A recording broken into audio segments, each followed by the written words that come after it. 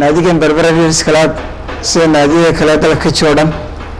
ay la wadaagaan hadafka waxaana ujeedada ugu weyn loo aasaasay ay tahay runtii in kor loo qaado wacyiga iyo aqoonta dhalinyarada gaar ahaan gobolka Saaxil maadaama naadigan gobolka Saaxil uu ku magac sheegto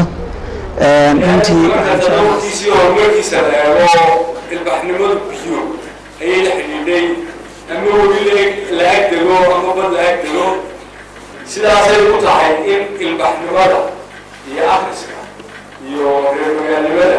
iyo wax walba ay halka ka yimaadaan oo ay la tagaan dadka kale ilaahay ninkii waxaan ka baryaynaa markaynu guddaya joogno inaa xilkaa qaadan doontaan oo aad gudan doontaan iyo kuwo kale oo badan nin waliba halku doonayo wuu gaari karaa laakiin muxuu ku gaarayaa dabar adayg iyo patience iyo inaad adigu aad doontaan inaad heerkaa ugu sarraysa aad gaadhaan marka waxaan calaasha intaydin ku soo tusaale dhigay inaad gaari karaysaan meel alla meesha aad doonaysaan laakiin loo baahan yahay inay ku yaro dabar adayg. بسم الله الرحمن الرحيم. السلام عليكم ورحمة الله تعالى وبركاته. تاني انتي اي سومالي لان لصو نقطي حرنمديدا سنتي كون سقال بغل كوبية سقاشنكي واحد دولة شعب iyo dhalinyarba hal gandheer loogu jiray sidii kor loogu qaadi lahaa isla markaana loo soo celin lahaa waxbarashadii ku burburtay halgankii hubaysnaa ee lagula jiray gumaysigii soo maray dalka sida aan ka wada warqabnana sanadihii ugu dambeeyay waxa dhammaan gobolada jamhuuriyadda ka aasaasmay naadiyo wax akhris kaasoo ay dhalinyaradu isxilqaantay isla markaana ay iskoodu aasaaseen BRC oo loo soo gaabiyey Berbera Rivers Club ama naadiga akhristayaasha ee Berbera waa naadi wax akhris oo ka jira gobolka Saaxil. BRC waxa la aasaasay 6 bilood ka hor muddada kooban ee uu jiray waxa uu dhalinyarta gobolka Saaxil u soo bandhigay buugaag kala duwan oo ay ka mid yihiin diiwaanka qosolka ee Note of My Teachers Group barbaarinta iyo toosinta ubadka iyo buugaag kale kaasoo ay dhalinyartu wax badan ka faa'iideysteen. naadiga akhristayaasha ee Berbera waxa dhibibada u taagay oo aasaasay dhalinyarada Saaxil ah waa kan Axmed Bakar Maxamed oo ka mid ah aasaasayashii naadiga akhristayaasha ee Berbera waxaanu ka waramayaa ujeedooyinkii ay u aasaaseen naadigan. naadigan Berbera Rivers Club sida naadiga kale dalka Jordan ay la wadaagaan hadafka waxaana ujeedada ugu weyn loo aasaasay ay tahay runtii in kor loo qaado wacyiga iyo aqoonta dhalinyarada gaar ahaan gobolka Saaxil maadaama naadigan gobolka Saaxil uu ku magac sheegto runtii waxaan jecelahay si gaar ah aan ugu mahadnaqo naadiga Hargeysa Rivers Club aanu fikirka ka soo guurinay ama aan kaga dayanay iyadoo habboontii in kale wax fiican la iskaga daydo iyaguna ay naadigii horeeyay akhristayaala ee laga aasaaso dalka Soomaaliland anaguna aan ahay naadigii saddexaad waxaan kaloo jecelahay halkan uga mahadnaqo qorayaasha caanka sida qoraaga Jaamac Muuse Jaamac oo isna dhiirigelin weyn ka geystay sidaan barnaamijkan u bilaabi lahayn isla markaana deeqo buugaag isugu jira iyo dhaqaalada ku soo gaarsiiyay muddadii aan furitaanka u sameynay naadigan oo ilaa maanta si fiican u shaqeynaya waxa jira kulay waxaan u maleynayaa ilaa imika naadigu muddadii la aasaasay ahayd bishan koowaad ee sanadkan ilaa imika naadigu wuxuu soo bandhigay 6 buug lixdaa buug naadigu soo bandhigay waxaan maleynayaa inay wax weyn ka bedeleen maantii dhalinyarada ku dhaqan gobolka Saaxil gaar ahaan inta Berbera degan oo dareemayso runtii isbedel ku dhacay xagga jacaylka oo qabaan akhriska jacaylka runtii oo qabaan dhageysiga buugaagta la soo bandhigayo iyadoo dareemayso in maalin ka dambaysa dadka buugaagta dhageysanaya bandhiga imanaya ay aad u sii badanayaan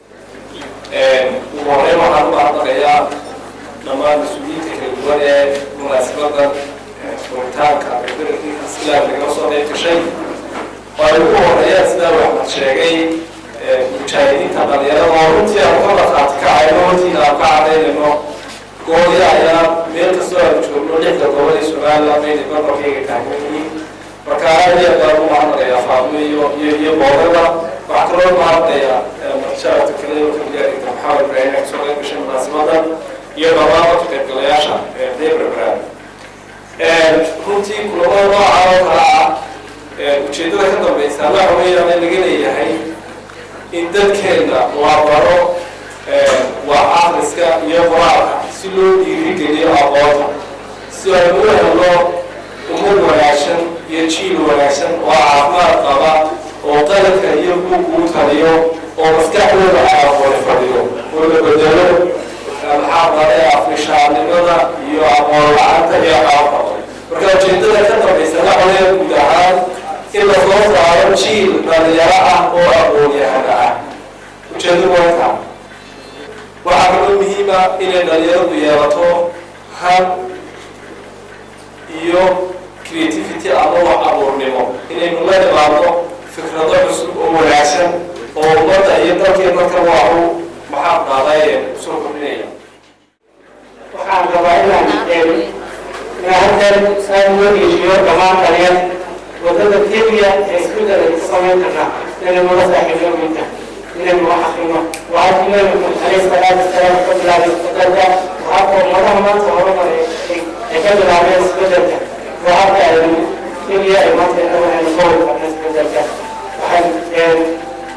jecelahay axmed iyo dhalinyarta kalena inaan ku hambaliyeeyo bilowgan ay bilaabeen oo dhiirimeeya waxaan halkan kasoo gudbinayaa salaantii hadiisa business club iyo hadiyadoodii oo ah soo hogaaga way kasoo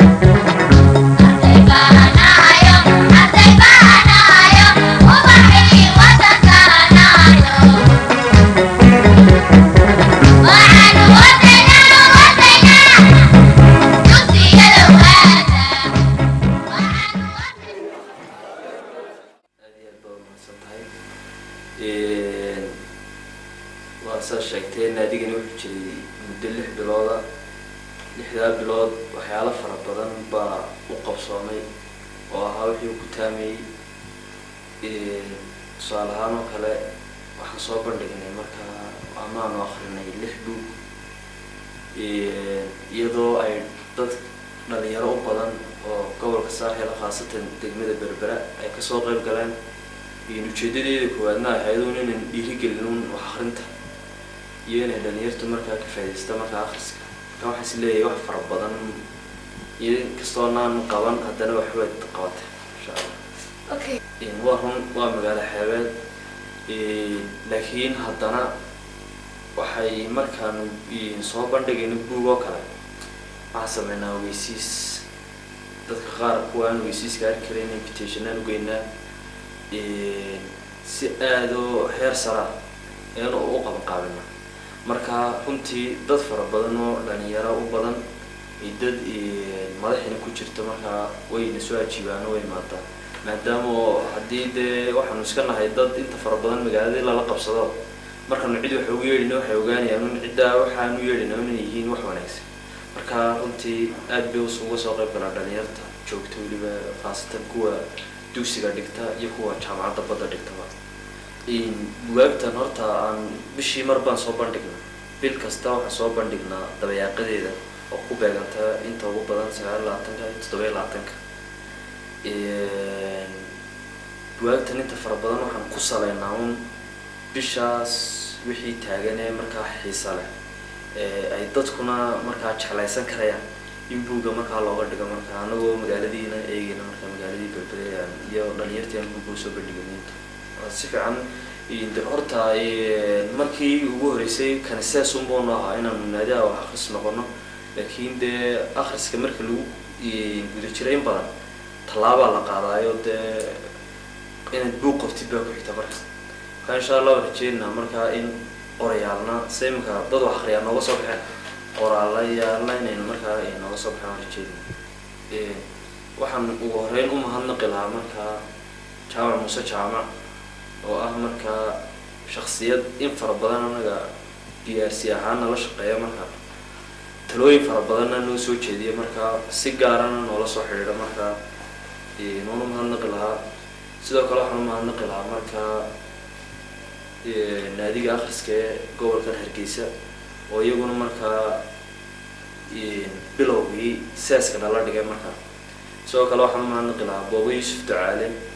oo isna markaa naadiga buugaa ku caawiyey markii xafladii furitaanka uu naga soo qayb galay buugaagna uu nagu caawiyey isagana waxaan u mahadnaqaynaa markaa waxaan kaloo jeclaan lahaa inaan mahadnaqo qolyaha qurbaha oo markaa isna Jamaal Cabdi Xuseen kamid yahay oo iyaguna markaa in fara badanna dhiirigeliya in fara badanna nala soo xidhiidha ugu dambeyn waxaan u mahadnaqi lahaa Sony Media Group oo iyaguna fursadan ama documentary-ga noo habeeyey markaa iyagana u mahadnaqi lahaa wax fiican oo noo qabteen markaa way mahadsan yihiin